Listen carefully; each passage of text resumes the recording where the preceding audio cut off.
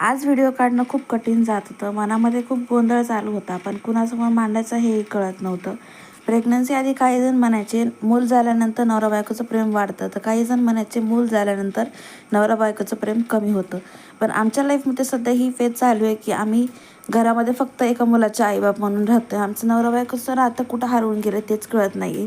सध्या आमचं जग फक्त बाळाभोवती फिरतंय. त्याच्यासाठी हे करायचं, त्याच्यासाठी ते करायचं, त्याच्यासाठी कोणत्याच गोष्टीमध्ये कमी नाही पडायचं, त्याच्यासाठी जेवढं जमेल तेवढं करायचं. पण त्या रेसमध्ये, परफेक्ट पॅरेंट बनण्याच्या रेसमध्ये कुठंतरी आम्ही आमचं नातं हरवतो आहे. कुठंतरी आम्ही स्वतःला विसरून जातो आहे. आमच्या हे लक्षातच नाही आलं. तुमच्यासोबतही असं काही झालं आहे का? किंवा आत्ता घडतं आहे का? कमेंट करून नक्की सांगा. तुम्ही या फेजमधून बाहेर पडण्यासाठी काय केलं हेही नक्की सांगा मला. व्हिडिओ आवडला असेल तर लाईक करा, फॉलो करा, शेअर करा आणि सपोर्ट करा. मागच्या व्हिडिओला खूप छान सपोर्ट केला तुम्ही, त्याबद्दल थँक्यू. बाय.